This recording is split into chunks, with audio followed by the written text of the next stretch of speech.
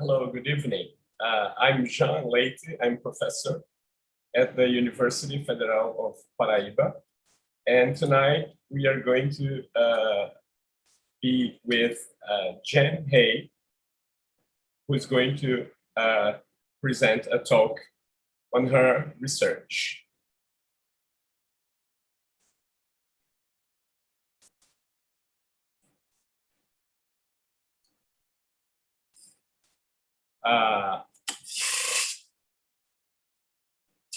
Abra Linha ao Vivo, Linguists Online is an initiative of the Brazilian Linguistics Association and is designed to give students and researchers free access to state-of-the-art discussions on the most diverse topics related to the study of human language. Jen Hay, our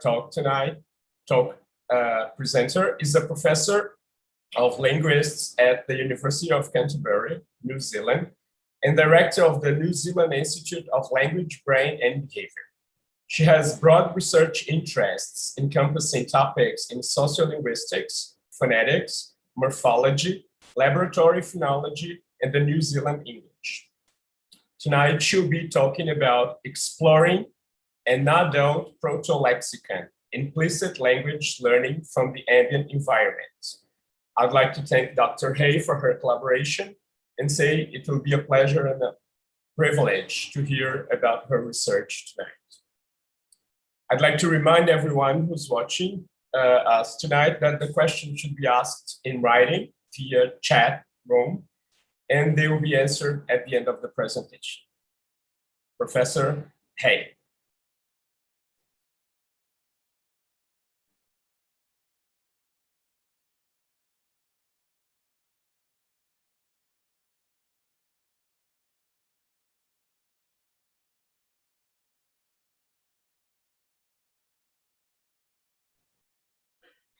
Tēnā koutou katoa, ko Jen Hay, toko ingoa, ko Ngāti Pākehā te iwi, ko au te kaiwhakahaere o te kahui roro reo i te whariwānanga o Waitaha i Ototahi, Aotearoa.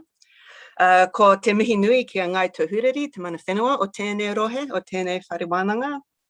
Ngā mihi anō ki ngā kaiwhakahaere o tēnei hui. Tēnā koutou katoa i whakaronga mai nei, tēnā koutou. Tēnā koutou, tēnā tātou katoa. Hello, everyone, and thank you so much to the organisers for inviting me to talk in this amazing series and to everyone listening. My name's Jen Hay, and although the audience for this talk is probably somewhat international, I'm delivering it from Christchurch in New Zealand. So I started it the way that many formal events here are opened, and that's in Te Reo Māori, the Māori language. So I briefly introduced myself and I acknowledged a number of people, including Ngai Tōhuriri, the Māori people whose ancestral land the university stands on. Now, most people in New Zealand don't speak Māori, but if you live here, you are exposed to the language to a certain limited degree. And openings of formal occasions, such as the one you just heard, is one example. But there's also lots of songs, there's place names. Children at school learn about simple items like colours and simple instructions, wash your hands, stand up, sit down. So the research that I'm going to talk about today is about what New Zealanders who don't speak Māori might have implicitly learned about the language from that low-level ambient exposure that happens in the background.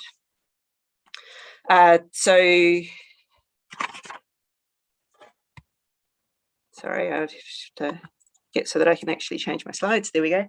So this isn't work that I've done by myself. We've been working on it for some years. It's been extraordinarily fun, partly because it's been so surprising. It's taken us places that we didn't actually expect, and partly because I've had amazing people to be working with.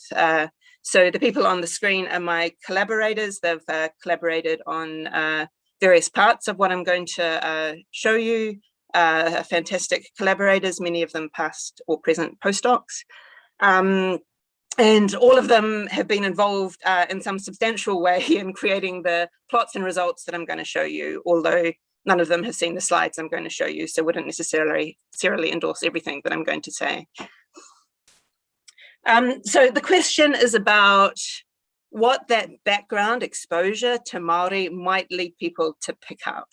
And there are plenty of experiments from the lab that would suggest that if you do have a language in the background that you are exposed to, you might pick up something. So there's a lot of evidence that people use statistical information from languages that they're exposed to and to start to learn the language and when they know the language. So one very well-known example is infants. When they first start to learn a language, they can use statistical patterns to spot the low probability sequences of sounds that might represent boundaries between words. And so they use statistics to identify the boundaries between words, which can help them to start to acquire a lexicon. And we also know that once you do have a lexicon and you are a speaker of a language, you have quite sophisticated statistical knowledge about the sequences of sounds in that language. And there's lots of evidence showing that. So we can give you a non-word, and speakers of a language will generally agree how good that word would be as a word in your language. So lots of this evidence comes from studies of non-words. So for example, as a speaker of English, speakers will generally agree on what is legal in English versus not legal in English. So most people would agree that blick could be a good word of English, whereas maglar couldn't, because maglar violates various rules of English. But there are also statistical patterns. So we can agree not only on what's good and what's definitely bad, but also for things that are kind of okay, which ones are more or less likely. So if we give people the choice of splomp versus blonk as speakers of English, most people would agree that while they could both kind of be words, blonk is a more likely word. It's a better word, right?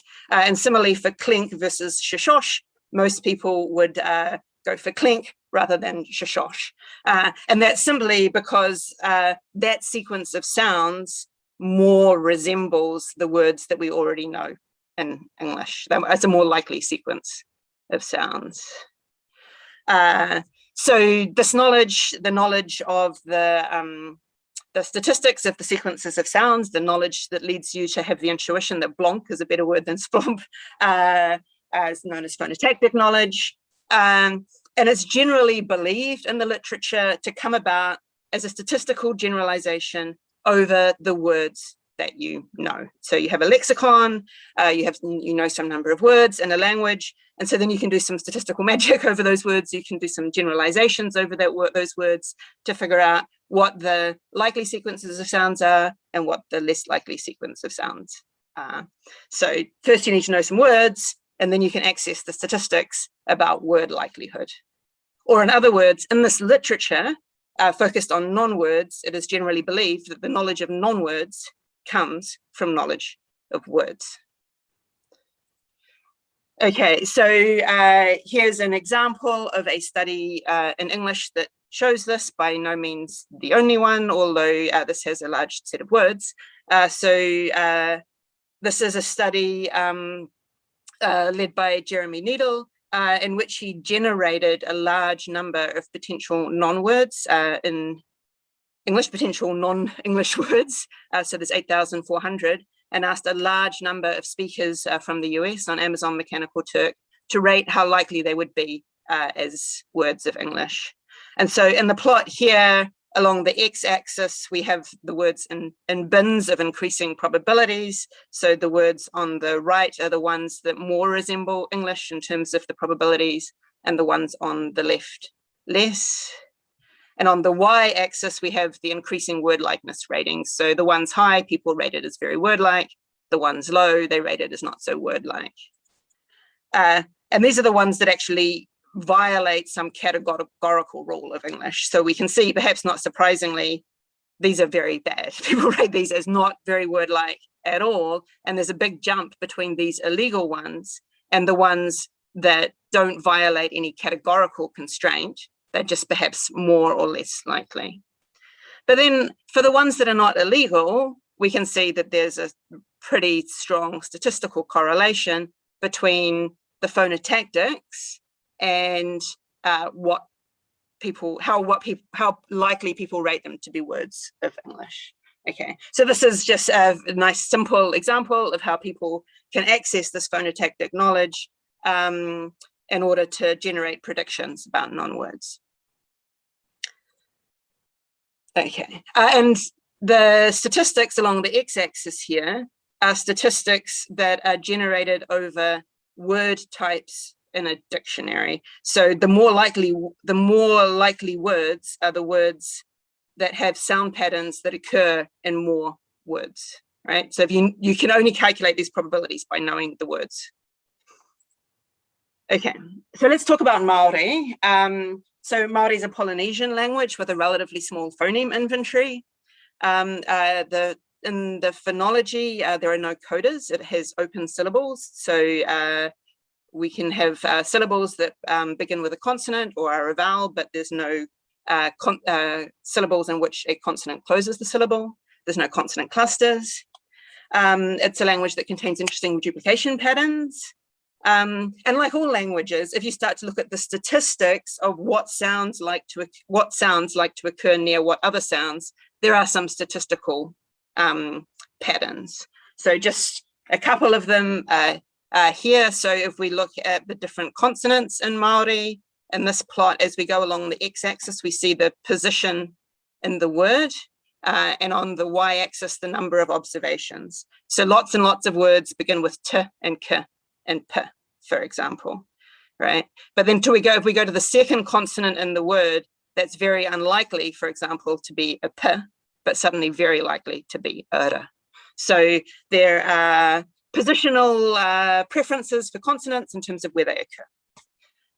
There's also preferences in terms of the co-occurrence patterns, what likes to occur next to each other. So here, for example, we see a simple OCP type effect, an effect in which consonants that have different places of articulation are overrepresented in adjacent syllables, whereas identical consonants or consonants that have the same place of articulation are underrepresented in adjacent consonants. And we actually get an opposite effect with vowels, so sequences of identical vowels are overrepresented. So we don't need to worry about the details of all of this. All we need to know is there are some patterns. There are some patterns in the language that a listener or someone who is exposed to the language might possibly pick up. Okay. So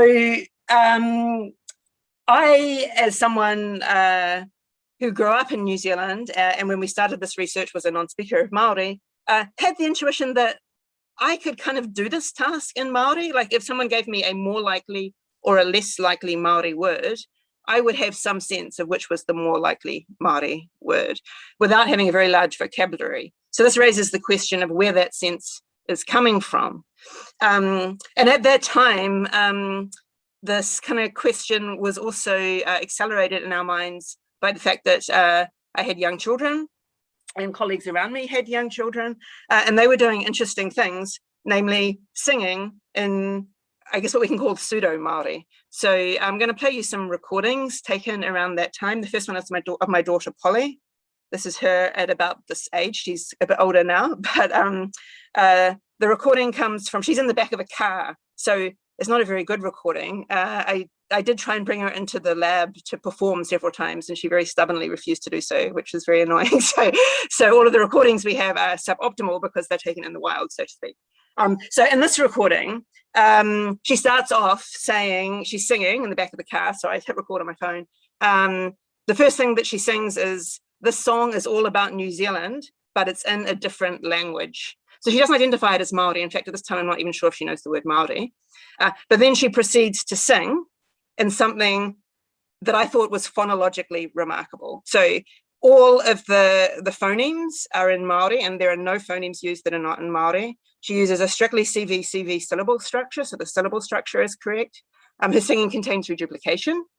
And her singing also contains probabilistic sequences across syllables that are likely. So her singing shows some sensitivity to what sounds tend to go together. Okay, so I'll play you a wee bit of it now. It's all about New Zealand, but it's in a different language.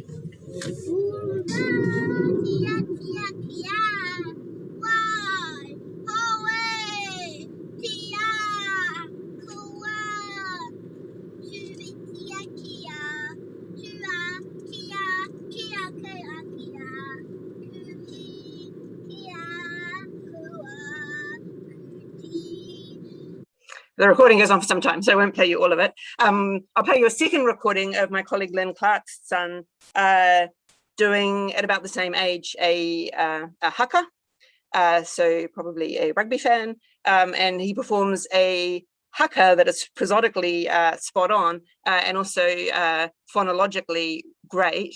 And it's important again to reiterate there are no words here. So neither Polly in the first recording or Andrew in the second recording are producing any words that are actually Māori words, but what they're producing is the phonology.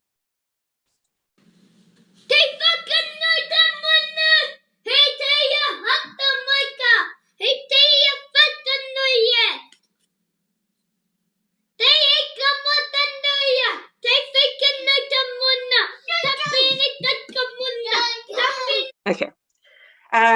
Okay, so we have these kids singing in this kind of pseudo-Māori, which suggests they actually know quite a lot about the phonology of Māori. Now, it's important to reiterate, I mean, Polly really hadn't had very much exposure to Māori. She was at kindergarten at the time, and I actually went and interviewed the kindergarten teachers. What Māori do you use in the kindergarten? And we pinned it down really to a couple of songs, you know, a number of phrases, but she couldn't, the number of words that she could actively produce and had any semantics for would have been less than 10. And the number of hours that she'd exposed to Māori really was not that high.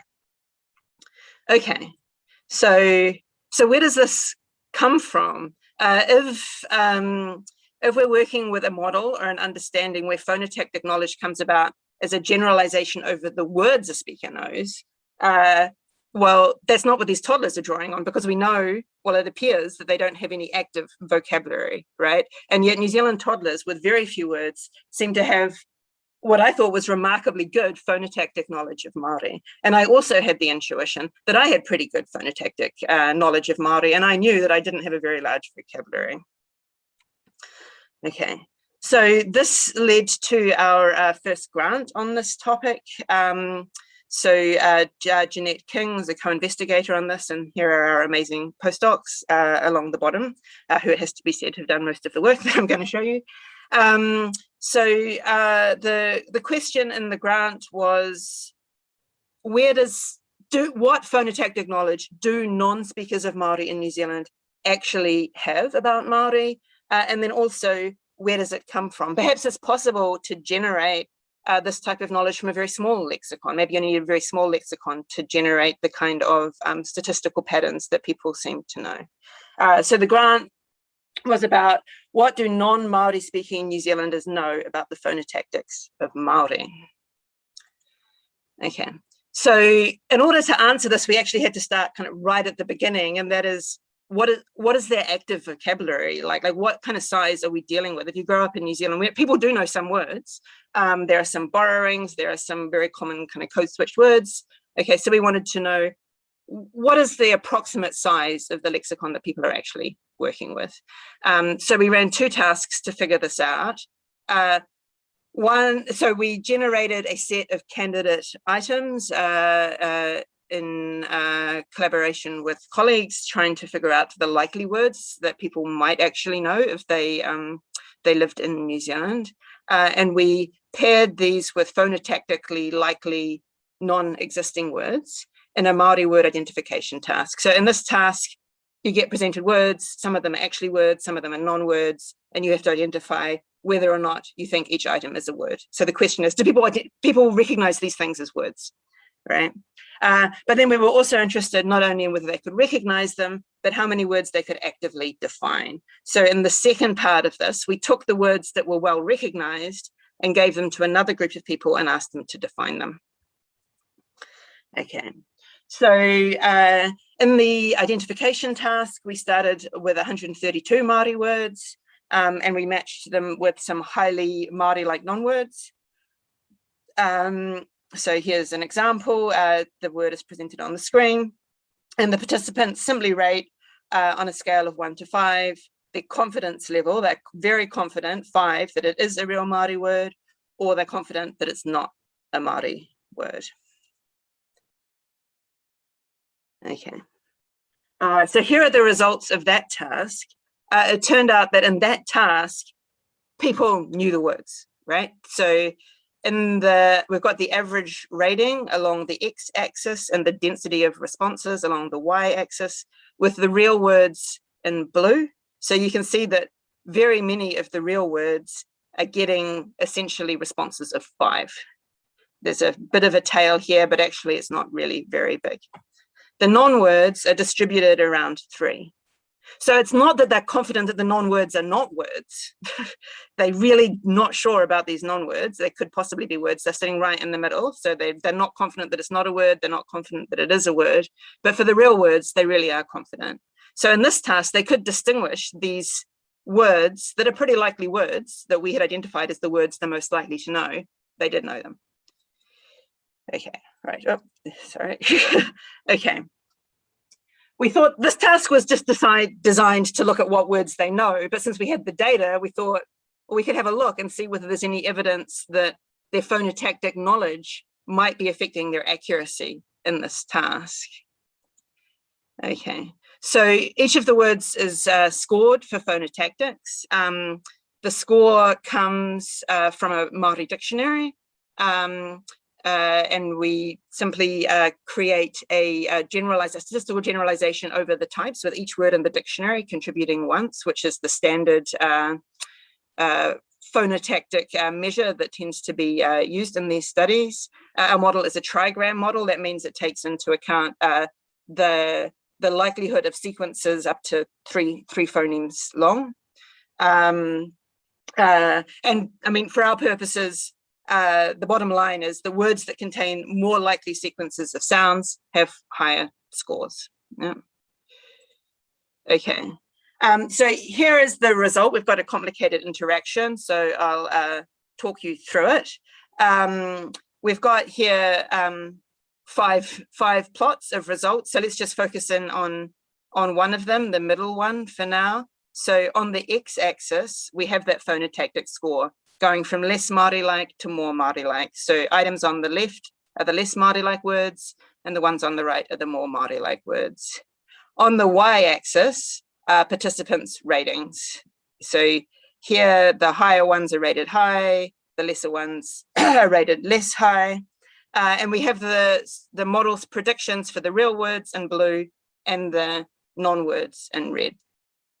And so we can see in this plot in the middle that the real words are reliably rated higher than the non-words. We knew that already, right? In fact, looking across all these plots, we can see that. The different panels represent different participants' accuracy or sensitivity in this score. So the people on the right are the people that were actually on this task. So the people on the right are the people that are really good at the task. So they've got a high level of accurate discrimination. So you can see they've got a really big separation between the real words and the non-words. So these people actually didn't really use phonotactics. They don't need to, because actually they know these words. And so they're very confident. They're just separating the actual words from the non-words. As we go down to people who are a bit less confident and show slightly less accurate discrimination, we see that the phonotactics really kicks in. So for these people, both in the real words and then particularly in the non-words, they're more confident that it's a word if the phonotactics are high, if the statistical probabilities of the sounds in the words are quite Māori-like. Okay, so here we see that they know a bunch of words, they're pretty good at it, but also their phonotactic knowledge seems to be operating even in this task. So distinguishing between real words and non-words, the participants with the lower discrimination over here are more dependent on phonotactic patterns than those with the higher discrimination. Okay, so in this task, we see people who are really good at this know the words well, they don't use the phonotactics. People who are somewhat less accurate are influenced by phonotactics to a greater degree.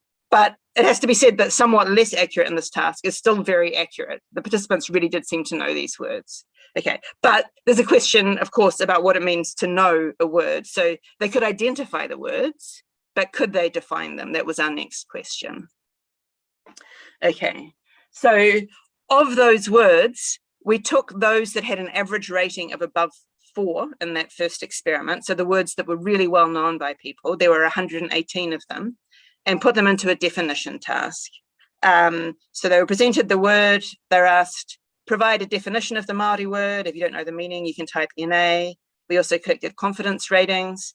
And then we looked at how accurately people could define them. Okay, So here are the words in our study. And so in this plot, I just want to draw your attention to the y-axis, which goes from 0% accurately defined to 100% accurately defined. So about half the words are sitting above that 50% mark. Well, there's 56% of them. For 56% of the words, more than 50% of our respondents could accurately define the words. Okay. However, for 44% of them, fewer than 50% of the people could accurately define the words. Okay. So there is some set of vocabulary that people know, but it is quite small for any individual, likely around 70 words or less that they could actually define. Okay. Here's an interesting result from that, from the statistical model of those definitions. So on the x-axis here, we have our phonotactic score. So the words that are more phonotactically Māori-like on the right, less phonotactically Māori-like on the left. And here's the predicted accuracy of the definition. And we have a pretty strong link. So those words that are more Māori-like, these are real words, the real words that are more Māori-like were more accurately defined by our participants. Okay, so it seems like phonotactic probability is also having some effect on our participants' ability to define the Māori words. Okay, so where does this get us? It seems like non-Māori speakers have a pretty small vocabulary of Māori that they could both identify and define. Despite this pretty small vocabulary, it seems already in these tasks that there's evidence that they can access statistical phonotactic information about Māori and they use it. So the phonotactics is affecting what words can be identified correctly and also what words can be accurately defined. So these results are somewhat interesting in that they suggest that perhaps the phonotactics might affect patterns of borrowings, perhaps also the earlier stages of second language acquisition.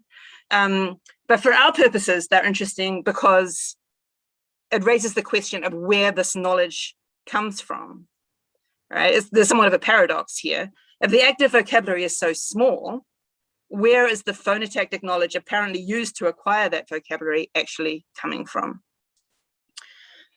So one possibility is that people actually can identify or know at some level more words than they think they do. So perhaps they have a large incipient lexicon. So notice in the identification task, telling the difference between words and non-words, they're actually very good at that. So perhaps there are a lot more words that they could do that for. They have the beginnings of memories of words over which they can do phonotactic generalization that is much more sophisticated that could come from the small vocabulary. So if that was true, that would make New Zealanders who don't speak Māori very similar to infants acquiring a language. So we know that a child's lexicon begins to be acquired much earlier than meaning comes to be associated with the words that they're acquiring. And the words that are known by the infant, but for which there's no semantic knowledge, is known as the proto-lexicon. So the proto-lexicon is an important step in successful language acquisition by infants. So our question now became, is it perhaps the case that non-Māori speaking New Zealanders have a Māori proto-lexicon, a large number of words that they at some level know, perhaps without overt awareness, and can then conduct statistical analysis over? Okay, so that was the question that we tackled in this next paper. We generated a large number of non-words of Māori, much like the methodology in the needle paper that I talked about earlier. Lots and lots of non-words. We're going to ask people, how likely is this to be a word of Māori? And then we asked 3 groups of people to rate the words for how likely they would be to be a word of Māori. The non-Māori speaking New Zealanders, who of course are the people that we're most interested in. The Māori speaking New Zealanders, who provide a really good baseline for what these ratings would look like if you were a fluent speaker of the language. And then we had a control group So we gave US participants a task which probably bewildered them, and that was to rate a set of words for how good they would be as words of Māori, as a baseline for what you would do if you knew nothing about the language and you'd never been exposed to it. So the experiment uses written stimuli. So it's important to point out that the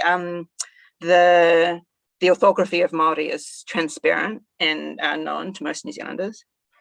And we constructed our stimuli quite carefully to disentangle, to decorrelate potential sources of statistical knowledge, because of course this knowledge could come from a variety of places.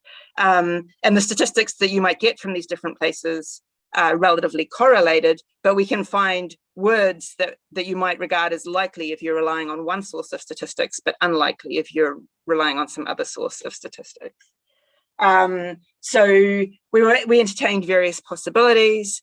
Three primary ones were maybe people don't have words, but they can just track statistics from the ambient environment, from continuous running speech in the background. So those statistics would look a bit different because you wouldn't distinguish between the sequences that go across word boundaries as opposed to those that are within word boundaries, right? Maybe you are relying on running speech and you can somehow segment it, but you're not storing the words. So in that case, there would be a strong effect of word frequency, with the more frequent words contributing more to the statistics than the less frequent words.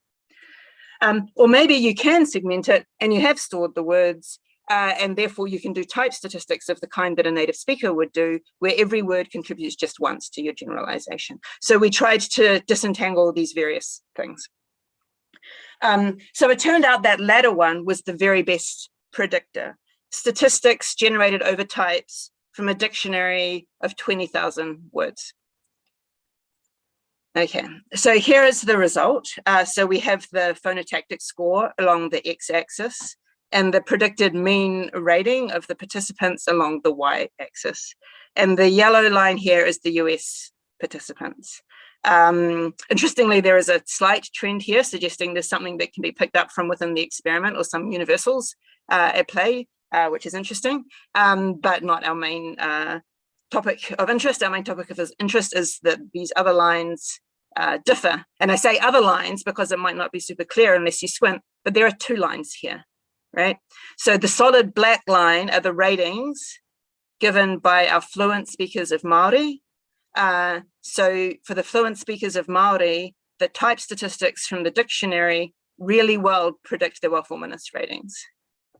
What we definitely did not expect was that their ratings were indistinguishable from the New Zealanders who do not speak Māori at all. They are the red dotted line that sits directly on top of it. So with this particular predictor, there is no significant difference between Māori speakers and non-Māori speakers. Both show a high level of sensitivity to the statistics as represented in our dictionary. So this result took a year or so of our lives while we tried to break it every way that we could, because it did not seem realistic. So obviously it is not the case that non-Māori speakers in New Zealand know 20,000 words. That would be very surprising indeed. So we started trying to figure out how big your vocabulary would have to be in order to get this kind of result. Like maybe the 70 words that people know actually contain the same statistical information than the 20,000 words. That's not the case, but it is the case that you can get this information from less than 20,000 words. Okay, so here we've got a Monte Carlo analysis. So in this analysis, we've entertained different vocabulary sizes, right? Maybe people know 1,000 or 2,000 or 3,000 or right up to 18,000 words. Okay, so for each sample vocabulary size, we generate 1,000 potential vocabularies. So here on the left, 1,000 vocabularies of 1,000 words. Okay, and in doing this, we use different sampling techniques. Maybe they're randomly chosen from the dictionary, or maybe they're chosen from a dictionary in ways that privilege more frequent words. Okay, so this is a complicated plot, so don't worry if you don't get like all the details of it. I'll talk you through the main point that you're supposed to take. Okay, so along the x-axis here, we have the different vocabulary sizes, and on the y-axis, we have the AIC score taken from a model predicting our participants' responses. So the way to understand this is the lower this number gets, the better that vocabulary is predicting the participants' actual responses. So these are the non-Māori speaking participants. And along here in this black dotted line is how well we can predict their responses if we assume they know the whole dictionary, right? So we're looking to get our sample vocabularies down as low as that. Okay, so you see for 1,000 words, we don't do that. So if you just assume that they know 1,000 words, you can't get anywhere near predicting what they seem to be doing. But as you go right, it gets lower and lower. And actually between about 3,000 and 4,000 words, we start to get the same predictive behavior. So the bottom line of this analysis is that it seems like if we assume that they're generalizing over words, we can predict their behavior pretty well if we assume that they have a vocabulary of about 3,000 to 4,000 words. And the other thing that to notice in this plot, that the blue line takes longer to get down, and that just means that randomly sampling the vocabulary doesn't do as well. If we assume that they're learning the words that they're more frequently exposed to faster, then we can model their behavior better, which makes sense. Okay, so that's if we assume that they know words. Now, when you start to look closely at the Māori dictionary, you notice that most words in it are morphologically complex. So there are some prefixes, there are some suffixes, there's reduplication, and there's a very large amount of compounding. So this raised the further question for us of if people are somehow segmenting and storing words from the ambient environment, is it really words that they are storing, or might it be morphs, right? Which of course also have a lot of statistical information for their existence in the speech stream. Okay, so perhaps for words like kaimoana, whakaako, wharikai, people are actually segmenting them, and so the statistics are over a set of morphs like kai, moana, whaka, ako, and whare, and kai.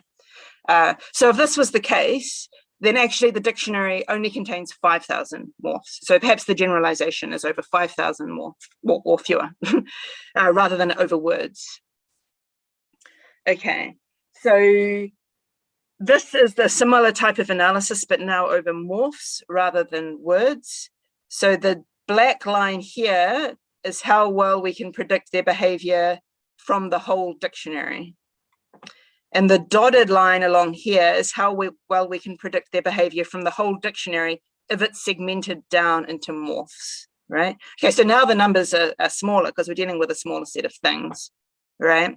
Okay, so the first thing to notice is that the morphs line is lower than the words line, meaning that morphs are predicting behavior better.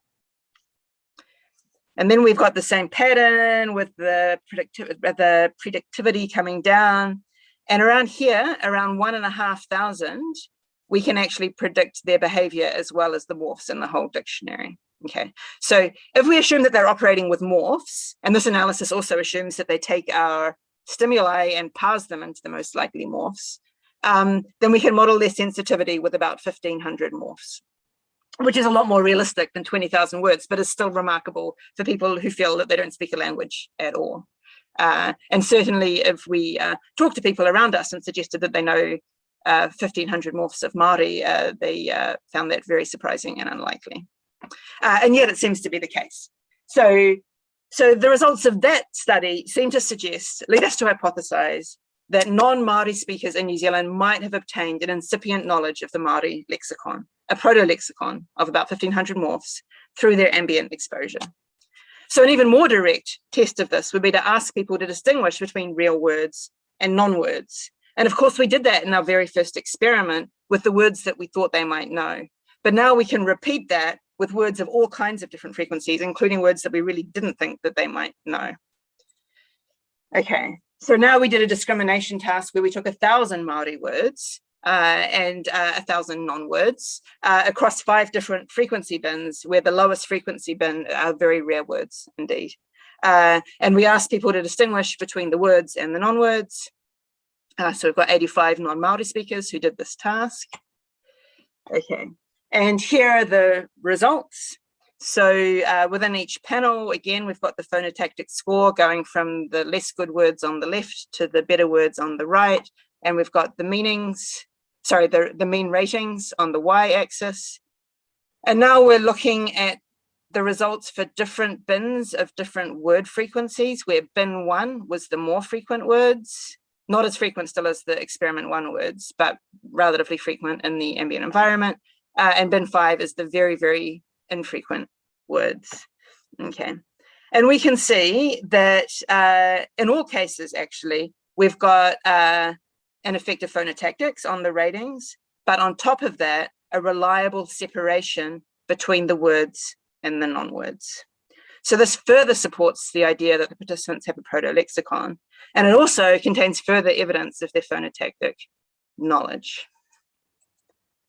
Okay, so at this point, which is relatively recent in the point of journey that we're on, we felt like we had good evidence, but we still had some questions about those last tasks that I showed you. So one is, we're showing that people can reliably distinguish real words from non-words. Now, the non-words in that task were automatically generated using a trigram model. They were pretty good non-words, but it's still possible. I mean, they're only as good as our statistical model, right? Perhaps they had some unknown non-wordy properties that allowed participants to distinguish between our words and our non-words. That is, they could do that task if our non-words actually kind of sucked, because they could do it by identifying the words that didn't seem very Māori, right? So the reliability of that last experiment that I showed you does rely on the words and the non-words being very closely matched. Okay. We've also got these 2 tasks, telling the difference between the words and the non-words, and then rating how likely a non-word is likely to be of Māori. So they were run on different sets of participants. So if the phonotactic knowledge really comes from a proto-lexicon, then we predict a very direct link between these tasks. The more you can distinguish between the words and the non-words, the more sensitive you should be to phonotactics and the non-word rating task. So we wanted to be able to see whether that was the case, and the only way to do that is to rerun these 2 tasks on exactly the same set of participants. So this is what we've very recently done. These results are only a week or 2 old. So we generated new word, non-word pairs, which were much more controlled for a variety of things, including morphology, presence or absence of macrons, and were actually manually generated, as one might do for a lexical decision task. So here are some examples where we have the words on the left and then their pair words on the right. So in this experiment, we didn't rely on automatically generated words. We manually generated pairs to try and get them as close as possible while still checking that they were phonotactically matched. So that is one difference between what we've just run and the previously reported result. And then now we also had participants do both tasks, although for any given word, they only see it in one or the other task. But then we get results within an individual, and we can tie their word knowledge, their apparent word knowledge, to their phonotactic knowledge, which is a good thing to be able to do. Okay, so this is the discrimination task. This time we just used 3 frequency bins. So now we've got the ratings of the real words in blue and the non-words in the gray. And they go, the reason I said, oh, is because they're in a slightly counterintuitive order, because these are the high frequency words and then the mid frequency words are over here and then the low ones in the middle. But it hardly matters because there's not much difference between the low frequency words and the mid frequency words. And what we see is that the high frequency words have a more robust separation. But still we see throughout the whole experiment a strong distinction between the words and the non-words. And this is a pretty big bin, the high frequency words. They're words that we wouldn't expect people to know, but have been encountered in the ambient environment. So with these new stimuli, I think what we see is the effect perhaps slightly reduced, but still statistically robust. Okay. And then here now we can see the relationship between the two tasks. So we're looking here at a prediction from an ordinal regression model. We don't need to worry too much about the details. I'll zoom you in to what to look at to extract the most from the most efficient information from this plot. So we are looking at ratings of well-formedness of the non-words now. So we see in this plot a replication of what we've shown before. So the phonotactic score is on the x-axis, and how well people rate them as words of Māori is on the y-axis, and we have a strong link. Okay, but now also we have a subtle but statistically reliable distinction between people in terms of how well they did on the word discrimination task. So the red line is people that were in the upper quartile of discrimination and telling the difference between words and non-words. And the blue line is people who are in the lower quartile. So they're still very good, but not quite as good at telling the difference between words and real words. In other words, we might assume that the red people have a slightly bigger proto-lexicon than the blue people. And then in this task, we see a very subtle distinction such that the sensitivity of the people with the larger proto-lexicon to the phonotactics is just a little bit stronger. So we're able to tie together the two tasks, which is quite satisfying. Okay, so what we're currently doing is trying to look a little bit more into the morphological segmentation. It seems like from the Monte Carlo analysis that people seem to be breaking words into their morphs. We'd like to understand more about that.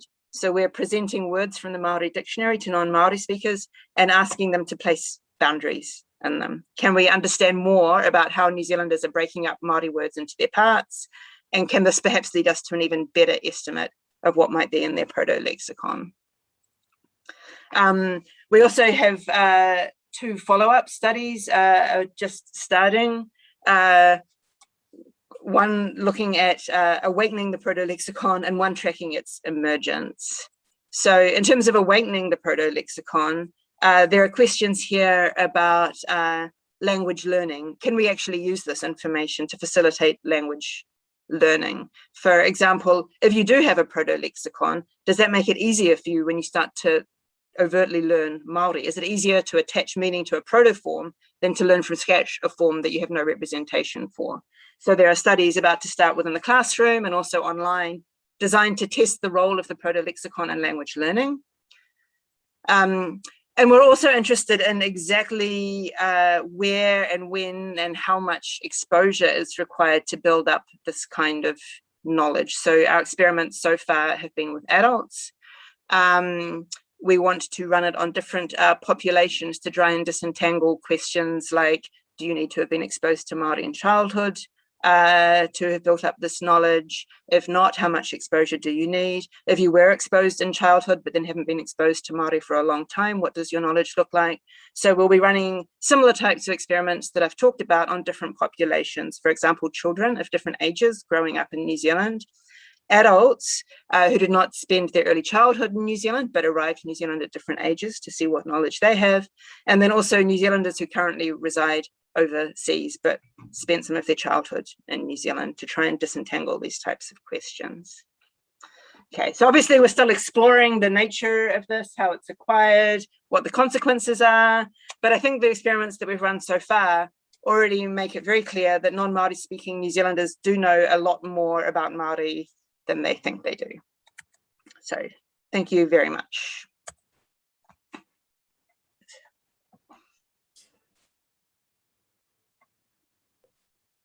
Thank you, Dr. Hay. That was a very nice presentation. We have some questions and we're going to start now the question and answers session, if you will. Okay, I have some, I wrote down some questions here, so I might have, I had to translate some of the questions made, so indulge my translation. Okay. one of the questions is, does New Zealand English borrow many terms from Māori, or does Māori influence any variety of spoken English in New Zealand? Yeah, great question. Yes, there are a number of borrowings, quite a large number of borrowings. They don't always maintain the phonology or the pronunciation that the word would use in Māori. And that indeed was one of our initial attempts, was to take the borrowings. For example, there's a dictionary, it's a whole dictionary of borrowings of Māori in English, and we tried to calculate phonotactics from that dictionary of borrowings, and it doesn't get close. So the similarly for place names, so there's a lot of exposure through place names, but if you try and calculate it over place names, it doesn't get close. And I think part of the thing is that some of the borrowings, people don't even really classify them as Māori, right? You know, we have words like Kiwi, which people don't, I think, in their brains have tagged as Māori. It's just a word. And I grew up in a street called Hiratonga Square. We called it Hiratonga Square, which was only in adulthood I realized was Hiratonga Square, and that the word was Māori. So we're exposed to a variety of things, but not necessarily all of them even identified as Māori. So I wouldn't even expect these to enter into these kinds of generalizations, right? But yes, there is some borrowings. There's definitely exposure to place names, but these seem to have particular statistical properties that can't predict what we're seeing. Okay, I have a question following this up. Did any of the words that are commonly borrowed from English were used in the tests? Oh, so the other way around, borrowings from English into Māori. No, yeah, so they were excluded from our experiments. Yeah, but there are of course words going that way as well. Yeah, a lot. Yeah. Another question I have here is, the person understood that the knowledge of the language, of the Māori language, is a little bit limited by the speakers of English, but it allows, even that limited knowledge allows the lexicon, using some of the Māori's lexicon in English uses, as you have already showed. The question was, do they get, after following up these tests, did the participants kind of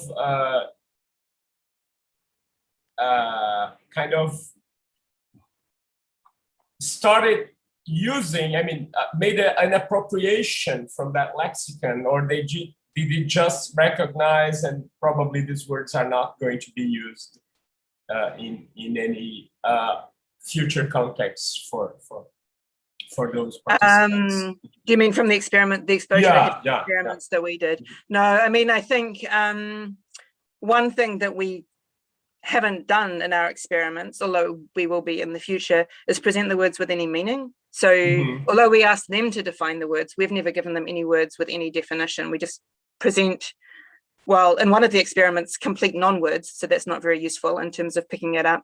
And in the other experiment, asking them to distinguish between words versus non-words, but the participants themselves don't know what the right answer is, right? So they're exposed to more non-words actually than words in that experiment.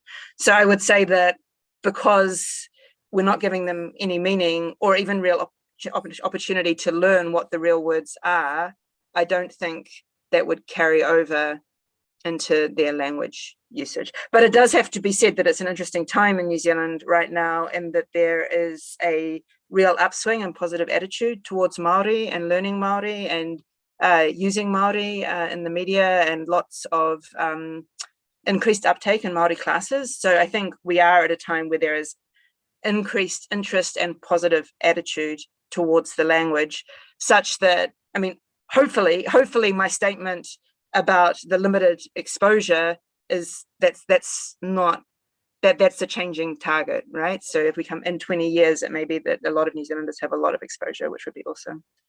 Yeah, nice.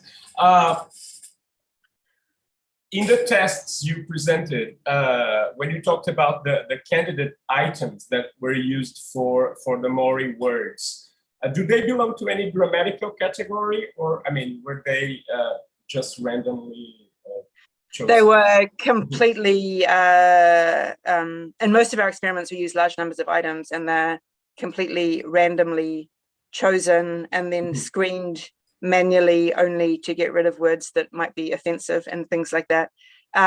So the only exception to that is the definition task. So we gave people words to define, and there we did exclude a few words where we felt like it was very difficult to, that there was a difficult task. That was difficult to define that word in English, and so it wasn't particularly fruitful. But no, apart from that, we're not actually limiting the, we're not limiting the category. Yeah, the category at all. Yeah, and we also don't really expect that New Zealanders have the words classified into categories, right? Although that would be interesting to test.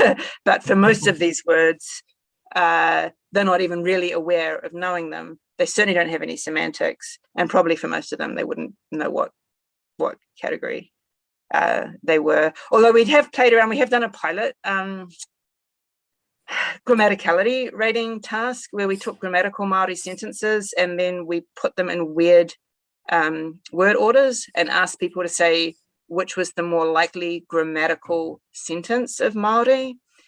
And people could certainly do that above, they weren't great at it, but they could do it above chance. And so I think they are sensitive to things like, for example, there are certain particles that it would be quite strange for them to occur at the end of a sentence. And if you put them at the end of a sentence, I think a lot of New Zealanders can tell that something is a bit off about that sentence, despite the fact that they know none of the words. They're not even really aware of the fact that those particles exist. If you put them in the wrong place, the sentence just looks a bit off.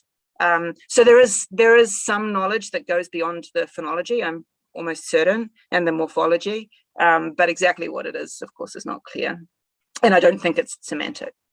Well, hardly, yeah. I have one question about semantics in a minute, but this one is, how about the non-words used in the experiments? Did they emulate the phonetics of Māori, or? Yeah, so this differs by experiment, right? So in no case did we use any word that would be illegal in Māori. In the experiments where we ask people to distinguish between the real words and the non-words, we try and get highly plausible Māori words that are as close in phonotactics to the real word. And you see that we've had different strategies for trying to do that across different experiments. But those are all our best attempts at getting really, really good Māori words, because we want to be able to tell whether people can tell the difference between our best non-Māori words and the actual Māori words.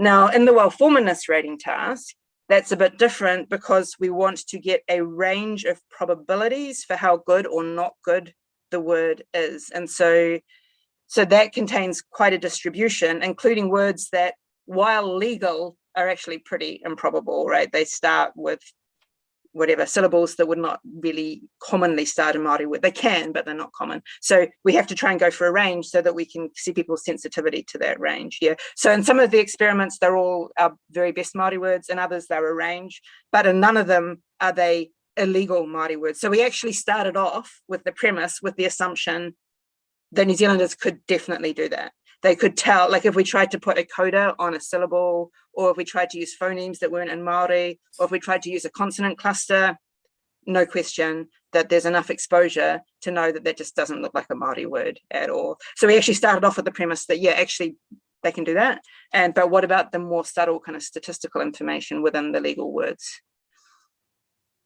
Okay. Among the participants that showed the higher accuracy in deciding about the Māori words, did they perform well in the definition of the words? I mean, do you have any considerations on how well they achieved in terms of semantics, the definition?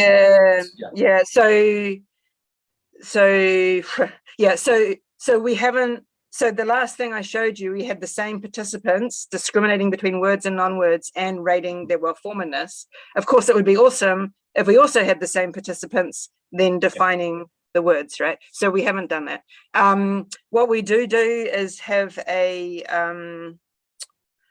post questionnaire that tries to probe a little bit how much exposure people get to Māori and what they can do. So they fill out a little checklist of, you know, I can name colors in Māori, I can sing at least one song in Māori, I can count in Māori. So things that people might be likely able to do.